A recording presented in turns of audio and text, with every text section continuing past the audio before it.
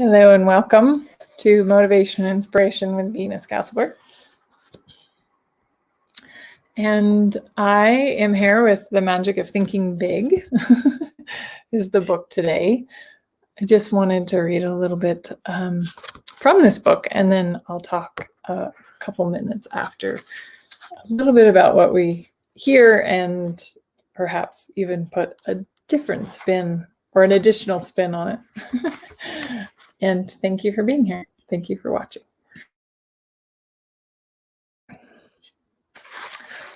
Recently, I read a newspaper item that said there were too many countries in most states.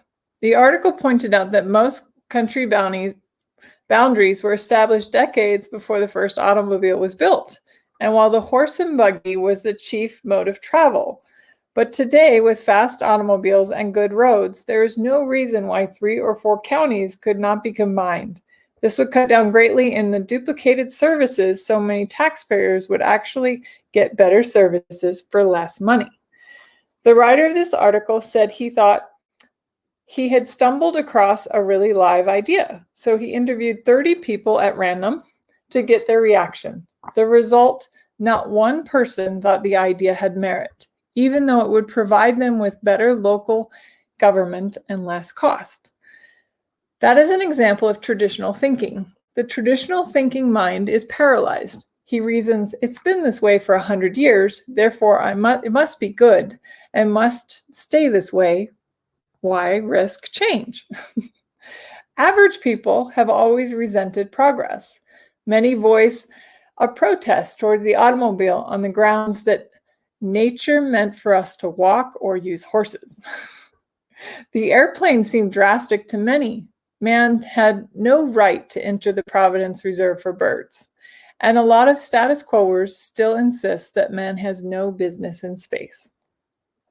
One top missile expert recently gave an answer to this kind of thinking. Man belongs, says Dr. von Braun, where man wants to go.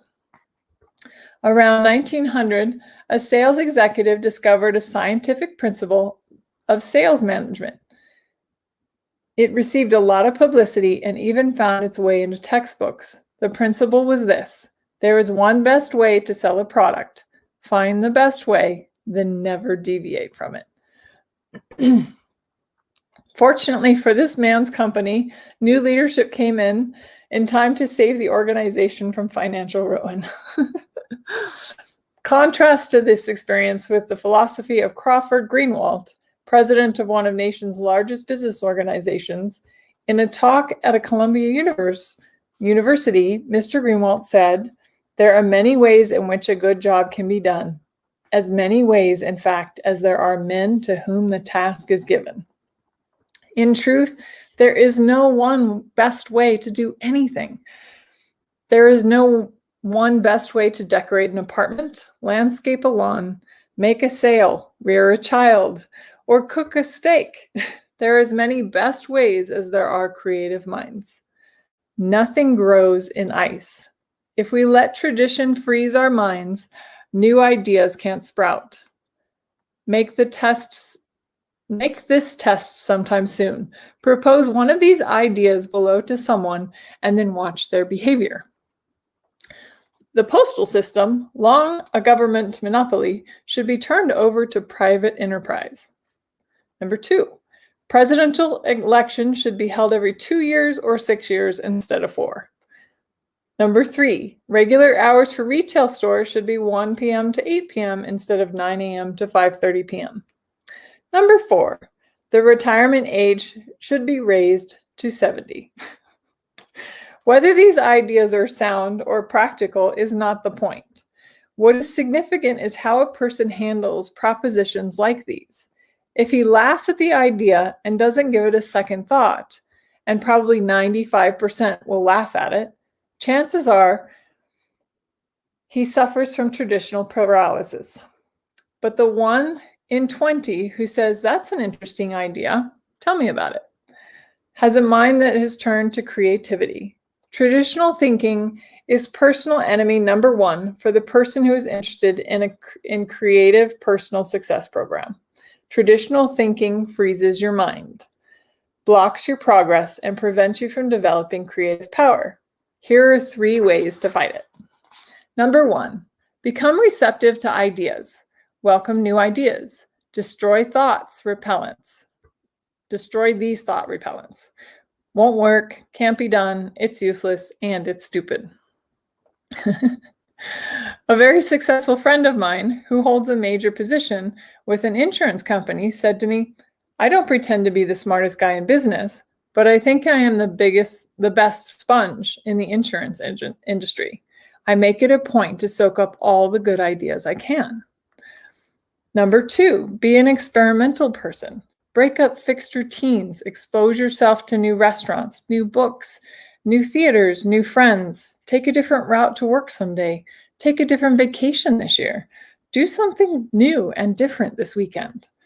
If your work is in the distribution, develop an interest in production, accounting, finance, and other elements of business. This gives you a breadth and prepares you for larger responsibilities.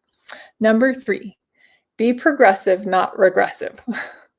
Not, that's the way we did it where I used to work, so we ought to do it that way here. But how can we do it better and than we did it where I used to work?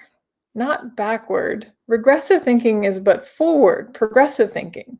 Because you got up at 5:30 a.m. to deliver papers or milk the cows when you were younger doesn't necessarily mean it's a good idea for you to require your children to do the same.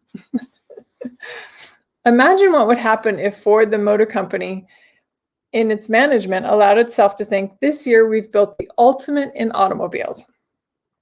Further improvement is impossible. Therefore, all experimental engineering and design activities are hereby permanently terminated. Even the mammoth Ford Motor Company would shrivel fast with this attitude. Successful people, like successful business, live with these questions. How can I improve the quality of my performance? How can I do better? And that's just a little excerpt from The Magic of Thinking Big. And I read that because I know that a lot of times we can get fixated on something, right? We can think, well, I did it that way before and it worked. But then, well, for one, have you ever noticed that you have that point of view and then you keep trying to do it the old way and you can't do it the old way anymore and it's not working anymore? So that point of view sticks you and there's no way to improve. You can't ask that question of how does it get better than this? What else is really possible here? Because those sorts of points of view kind of limit like our progress. They limit what's possible. They limit,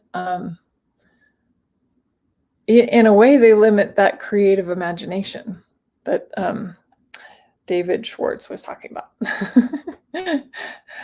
So what if you asked every day, who am I today and what grand and glorious adventure can I have today?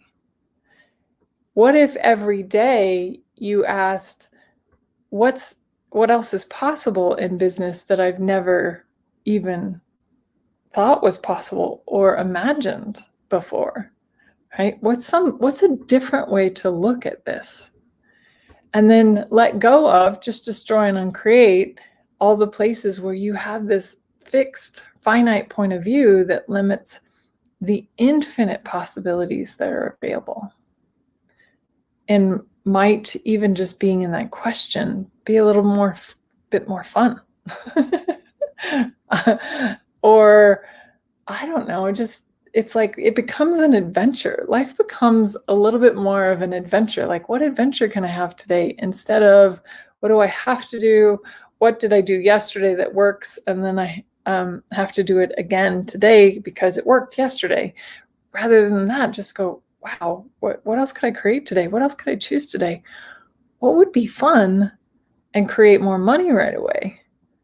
Instead of A plus B equals C. Anyway, I hope that contributes. Thank you for being on Frequency of Change with Venus for your daily, weekly motivation, inspiration. See you next time.